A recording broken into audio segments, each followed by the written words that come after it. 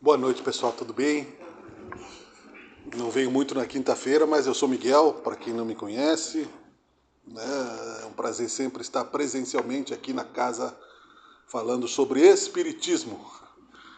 E vocês já estavam reunidos no estudo, alguns outros que estão chegando. Vamos fechar os olhos e concentrar o nosso pensamento para que a gente possa pedir inspiração nesse momento de diálogo, de exposição e que Jesus nos leve pela sua vibração ao nosso Pai Maior e a todos que chegarem a essa nossa conversa, possamos juntos irradiar uma semente de amor, de bondade e de iluminação que tanto nos serve todos os dias. Esteja conosco, Senhor Jesus, muito obrigado, que assim seja. Bom, hoje é dia 4 de junho, é um feriado católico. Então o tema colocado é só apenas para fazermos uma pequena analogia, não é algo que vise comparar religiões, porque, como Jesus mesmo já disse, um só rebanho, um só pastor.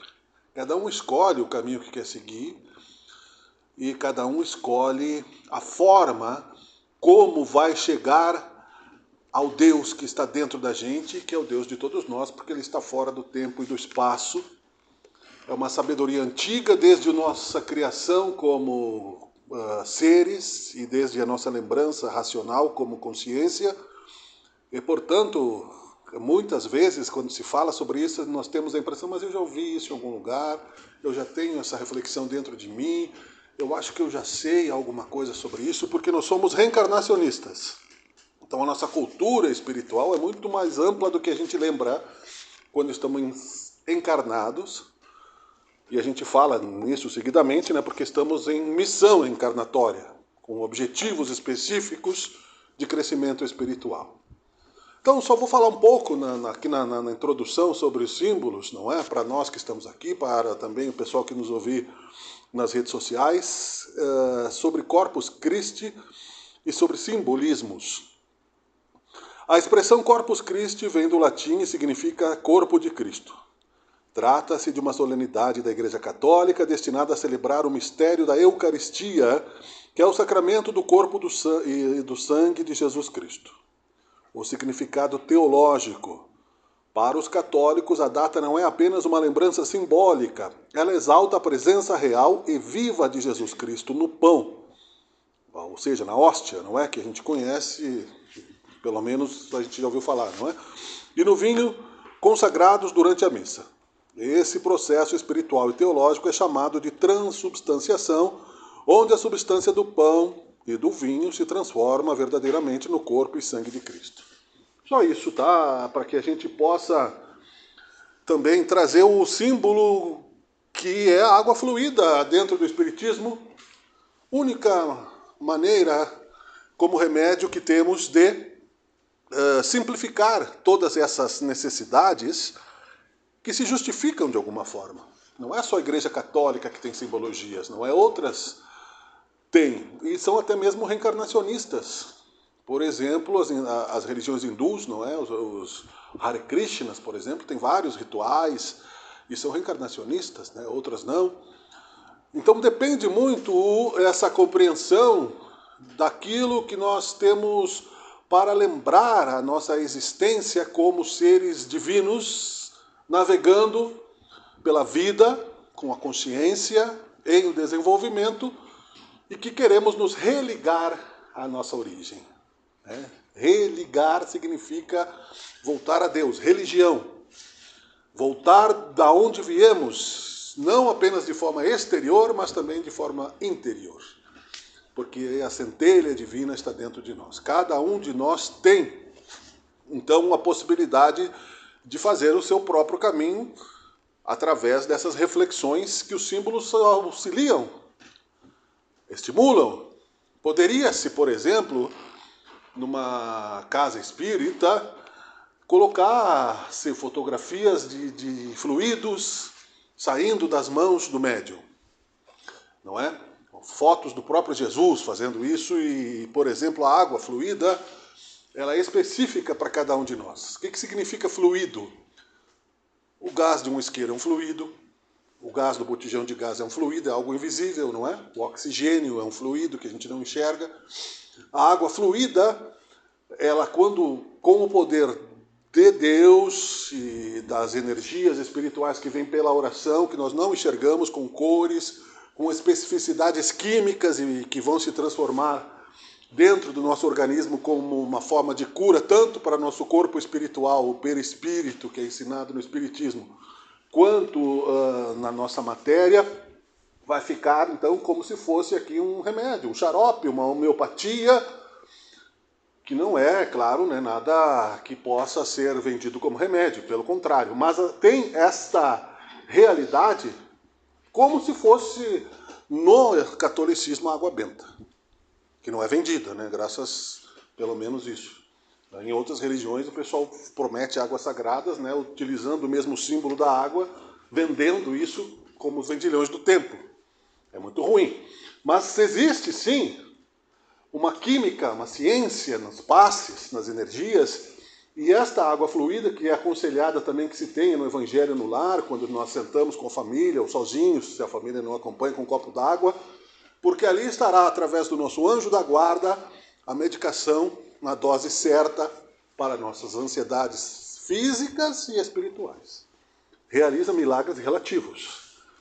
Porque os milagres são, como nós temos dito dentro das culturas espíritas que estão seguindo, né, todos os preceitos que Allan Kardec colocou como necessários a serem seguidos no Livro dos Espíritos, no Livro dos Médiuns, no Evangelho segundo o Espiritismo, na Gênese, nessas obras básicas do Espiritismo, estão preceitos importantes que fazem com que a nossa fé seja raciocinada, simplificada e, acima de tudo, não é estudada, de uma maneira a que saiamos da zona de conforto, da dependência e entremos num circuito positivo, num círculo virtuoso de troca de informações e de reflexões, sem deixar de viver a nossa vida cotidiana.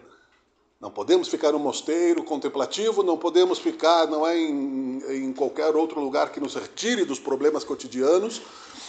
E Allan Kardec trabalhava, sua esposa trabalhava, Chico Xavier trabalhou a vida toda, ganhando pão com o suor do seu próprio rosto e entendendo então que para chegar a esta simplificação da água fluida, do passe e da oração, se teve um processo de evolução religiosa e psicológica da fé que trouxe-nos a esta visão mais prática de manifestarmos a nossa religiosidade, o nosso desejo de encontrarmos a paz, sendo que muitas vezes, não é, a simbologia material se transformou em heresias e ditas heresias no sentido de corrupção do símbolo, negativas, como o símbolo da cruz, por exemplo, que é um símbolo que para muitos pode ser sagrado, mas para outros é um símbolo de derrota.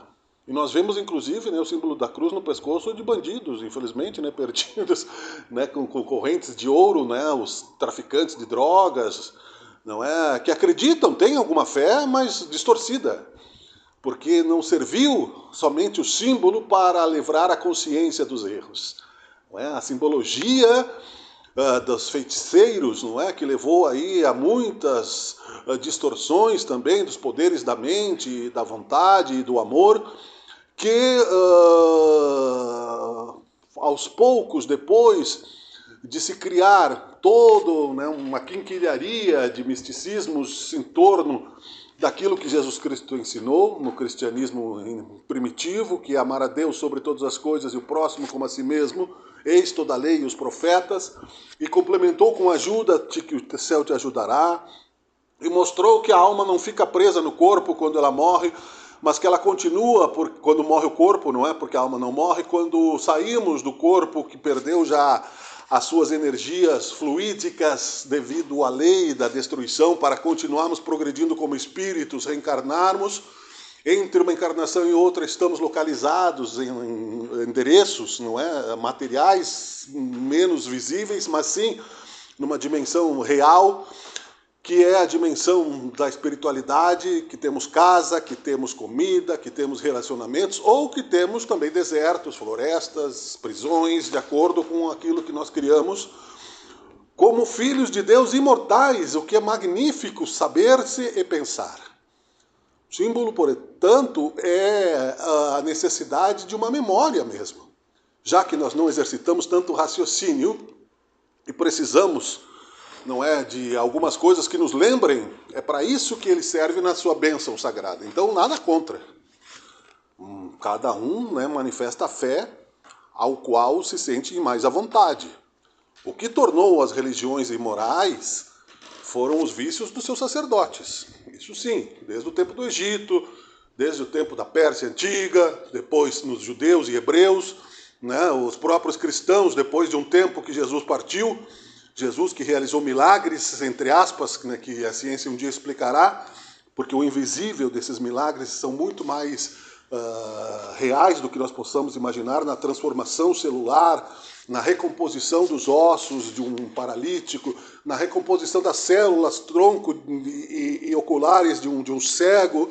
Estão os mesmos milagres da formação da vida quando estamos no útero, não é, materno, depois da fecundação do óvulo, e que é uma fonte milagrosa de transmissão de informações, tanto genéticas, né, puxou pelo pai, pela mãe, pelos ancestrais, quanto da nossa personalidade espiritual, para, como disse no começo, colocar a nossa reencarnação no roteiro pedagógico dos módulos da nossa evolução espiritual. Então nós estamos encarnados para evoluir, não no sentido material só. Podemos evoluir no sentido material porque é necessário que trabalhemos por uma sociedade com menos fome, com menos violência, com menos doenças. Aqui, onde as energias são mais densas, a nossa vontade se exercita no sentido de que precisamos trabalhar para nos alimentarmos, para nos protegermos do frio, das intempéries, e com isso desenvolvermos a inteligência numa praticidade muito inteligente do Criador perfeito, que é a inteligência suprema do universo, que por necessidades básicas, simples e acessíveis, nos obriga a nos relacionarmos, né, uns com os outros. Num começo, pela ilusão de que não escolhemos determinado destino, mas depois entenderemos que sim, que nesta programação de nascimento há também, né, muito distante do acaso, e também não é um fatalismo, não é algo que é um determinismo que não possa ser mudado, mas há um roteiro, né, um planejamento de viagem para a reencarnação, aonde sim, não lembramos tudo aquilo que nós temos como memória espiritual. Então o simbolismo, para não ficar só falando sobre isso, mas fazendo paralelos com relação a isso, serve-nos para lembrar essas coisas. Quando falamos, por exemplo, não é, de outras questões que nos lembrem a existência de Deus, e lembramos dos sacerdotes antigos, ao contrário do Papa Francisco, né, que estirou muitas coisas do manto papal, por exemplo, né, lembramos que aquilo ali é só matéria. De que vale, né? Jesus mesmo dizia ao homem ganhar o mundo e perder a sua alma. Ele que se dizia, eu sou filho de Deus, como todos somos, mas como ele falava em primeira pessoa e a que chegou até nós foram, né, as traduções de alguns dos apóstolos, não todos, né? Houve aí um filtro histórico nisso tudo, infelizmente alguns se perderam, mas que foram ressuscitados, aliás, pela mediunidade, que vem sendo ressuscitado pela presença viva de Jesus como ser imortal, como todos nós, que ele quis dizer que era o ser mais próximo da iluminação possível para este planeta, como um dos organizadores da matéria deste planeta para a habitação de nós espíritos em provas e expiações, e que não tinha nem mesmo uma pedra para descansar a sua cabeça diante de um momento de cansaço. Não que ele não tivesse isso, é porque ele se dedicou a nos elevar como espíritos, porque ele trabalhou, a gente sabe, foi, né, office boy de José na marcenaria, né? E foi, enfim, o estagiário, não é, do seu pai, e tinha muitas habilidades, inclusive, né, se fala muito das suas grandes habilidades como espírito, a sua memória astral foi crescendo. Só que, claro, o objetivo dele era muito mais intenso. A sua pregação pública de 3 anos, numa dimensão intensa, era muito maior, não é, do que se possa imaginar, numa época que não havia, né, uma tecnologia de informação como nós temos hoje. E, portanto, somente num percurso de poucos quilômetros quadrados, caminhando, não é, de Jerusalém e ao redor disso, fazendo o Sermão da Montanha, gravado pelas pessoas, escritos em pergaminhos, mas numa vibração que ficou gravado na memória do astral espiritual, que Gandhi, que era um hindu, que salvou a Inglaterra do domínio inglês pela paz e não pela guerra, sentando na praia quando os soldados ingleses iam cometer um genocídio, disse que se o Sermão da Montanha fosse a única obra escrita na humanidade, para a nossa salvação seria o suficiente. Então vejam como nós temos a bênção, não é, de acreditar.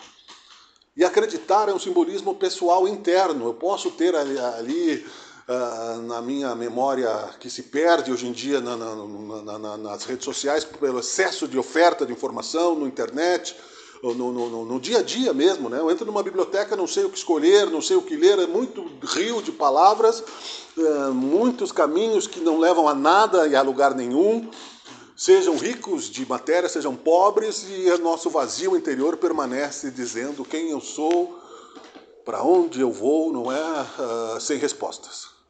Se não aceitarmos realmente, não é, que somos subordinados à vontade de Deus e que por termos inteligência podemos compreender isso com humildade.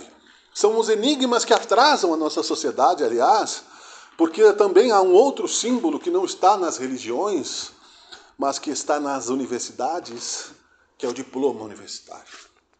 A vaidade do intelectual moderno, que teria o compromisso, não é, de unir a ciência com a religião de uma maneira mais prática, é tão grande quanto a dos sacerdotes, que achavam que tinham contato exclusivo com Deus. A ciência, então, separada disso, não é, ao invés de unificar-se, vai descobrindo um universo exterior, com sóis, com planetas, com exomundos, não é, mundos exteriores da nossa galáxia, vendo cada vez mais distante a luz andar pelo universo, gravando na tecnologia que avança pela inspiração de espíritos mais evoluídos, pelo trabalho de homens encarnados como Albert Einstein, como outros tantos, não é? E não aceitam a existência de Deus como a inteligência suprema por vaidade. Então, no Evangelho, segundo o Espiritismo, houve o cuidado de se colocar a missão do ser inteligente na Terra. Está colocado como homem porque é genérico, né? Na linguagem homem e mulher, evidentemente que são seres iguais. Mesmo que muitos não achem ainda isso, né? Enfim, em questões de espiritualidade não importa nem um pouco, né, a questão de gênero. Importa sim é o bem que se faz. É a moralidade espiritual que se conquiste através do amor incondicional. Então a missão de sermos inteligentes nos traz a responsabilidade de compartilharmos esta certeza de que não existe efeito sem causa. E que, portanto, não é nós mesmos, não somos causas apenas de um nascimento ao acaso. Voltando àquela fita no tempo, né? Hoje se pode falar em filme, né?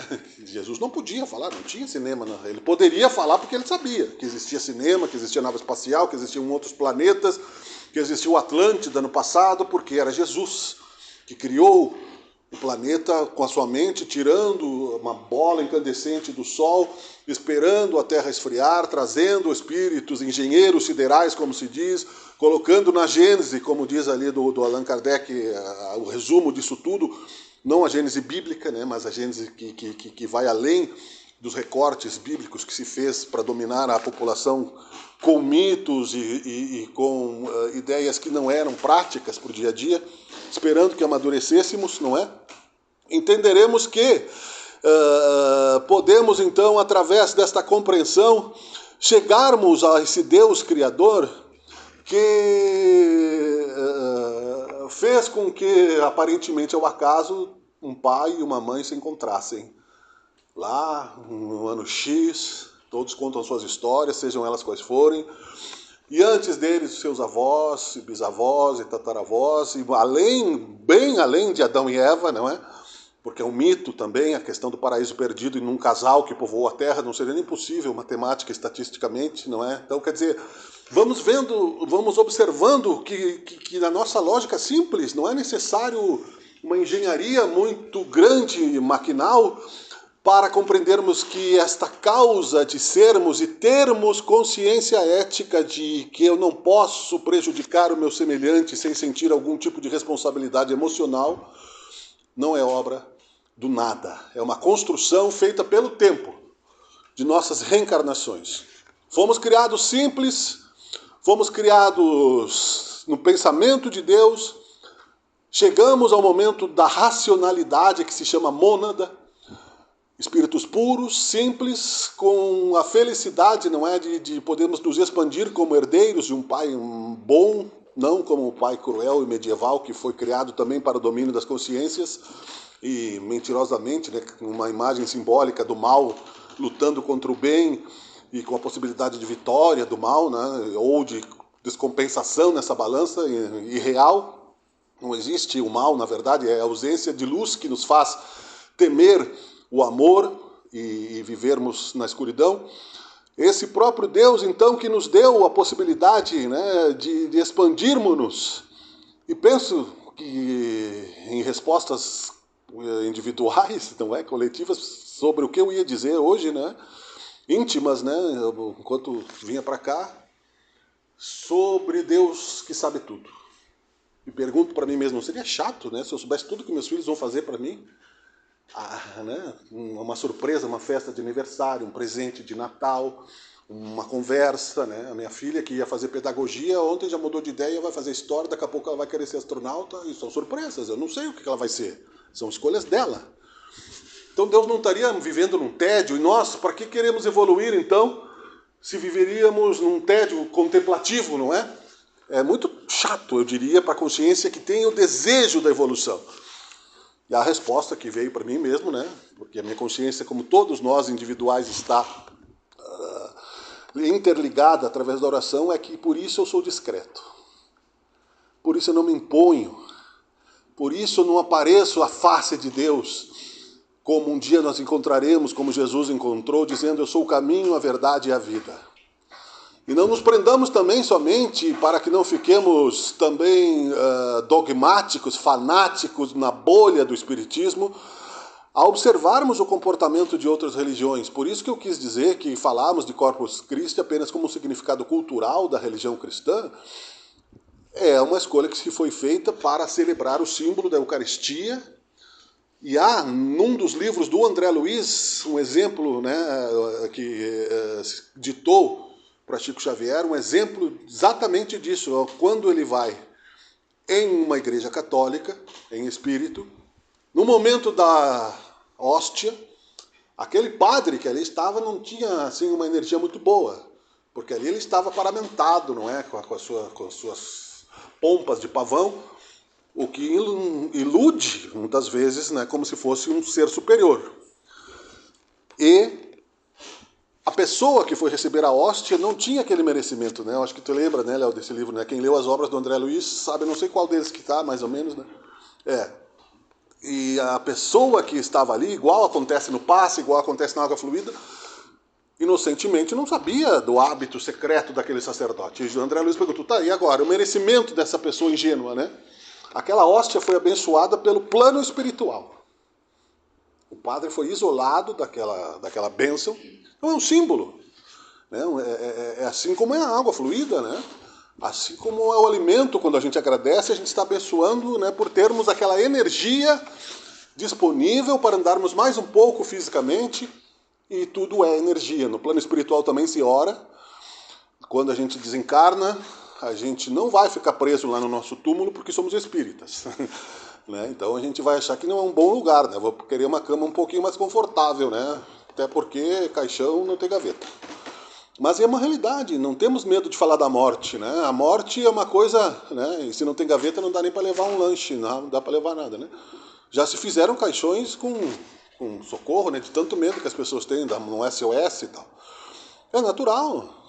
Saber uma sociedade sem espiritualidade É uma sociedade cega, perdida, que vai viver num tempo fugaz, buscando o prazer pelo prazer, sem responsabilidade, e que não vai chegar a lugar nenhum, mas vai ter que reencarnar quantas vezes for necessário, até que pague o último centavo das energias desperdiçadas, distorcidas, do que fez de errado ao seu semelhante.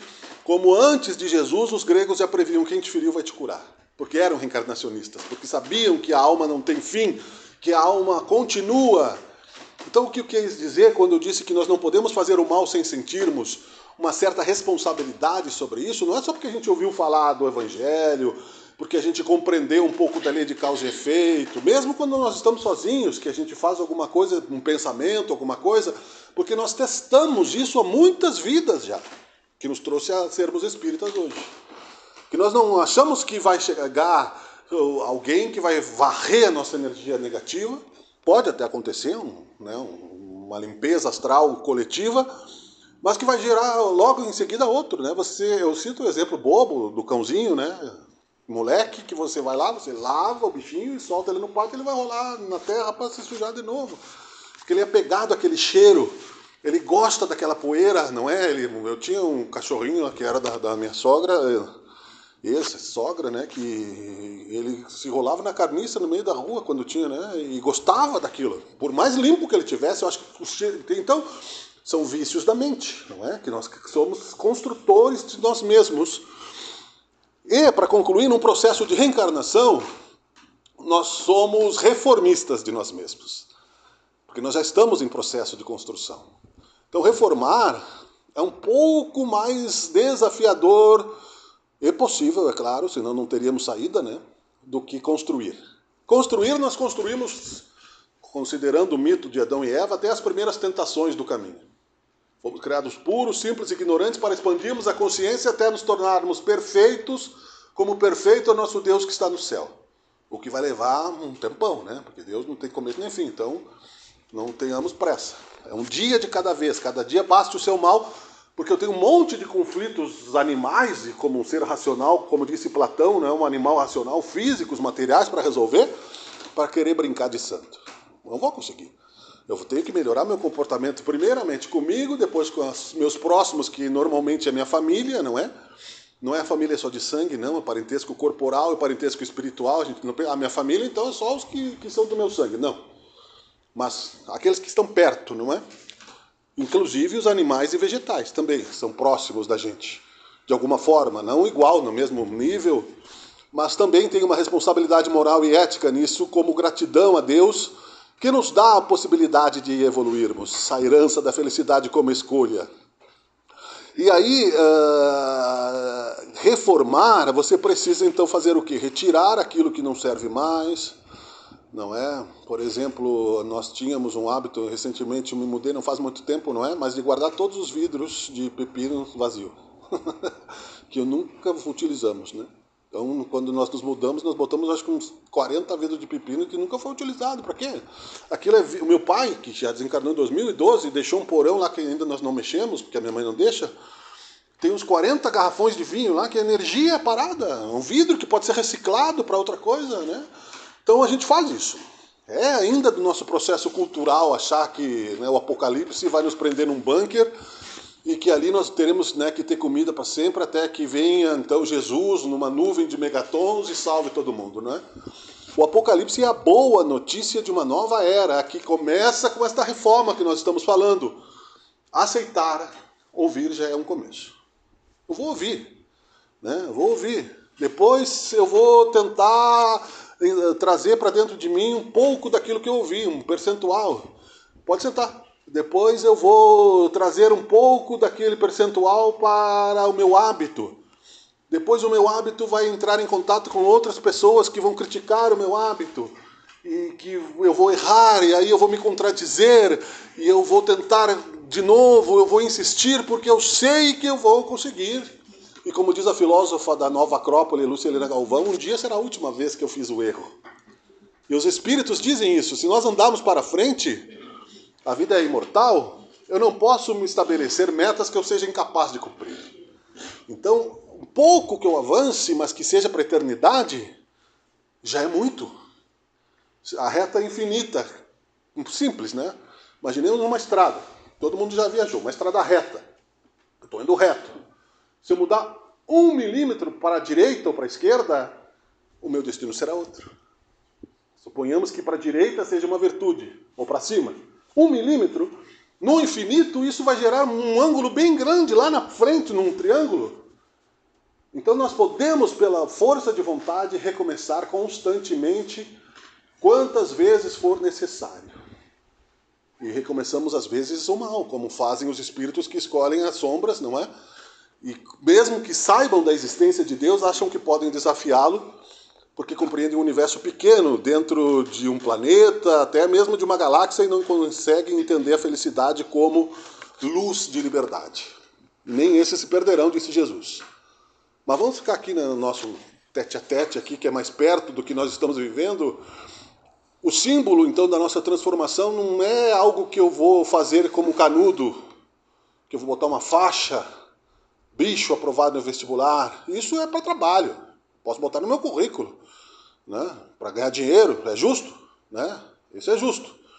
Agora, mediunidade, evolução moral, eu não tenho que provar nada para ninguém. Eu sou, né? O cão que muito ladra não morde, já disse o ditado, né? Quem fala muito sobre virtudes que tem, está querendo aplauso ou alimento a sua vaidade.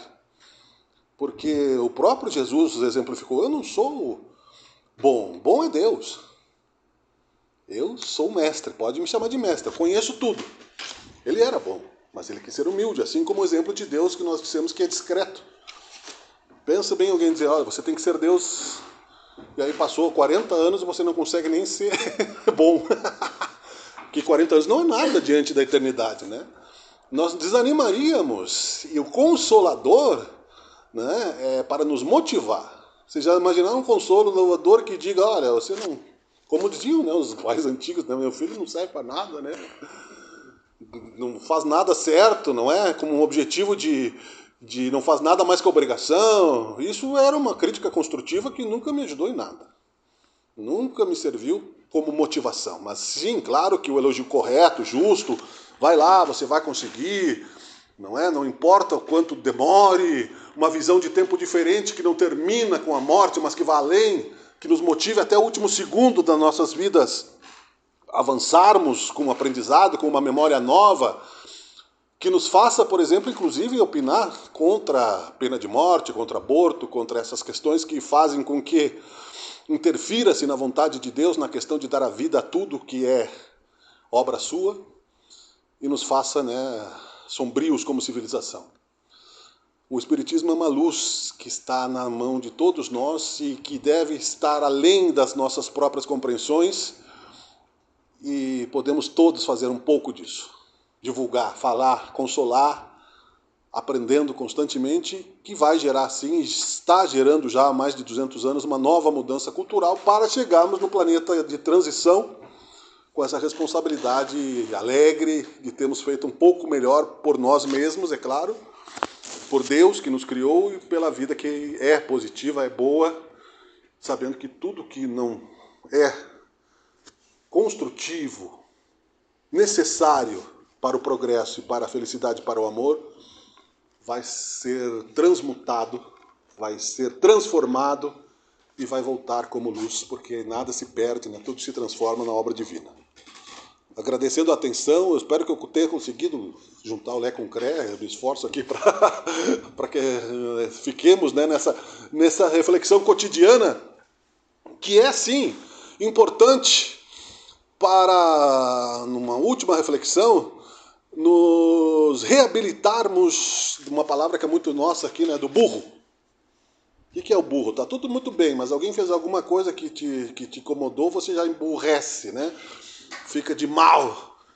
Seja na família, no trânsito, né? E aí aquilo que hoje pode levar 10, 15, 20, 30 minutos, até um dia, vamos consolar, né?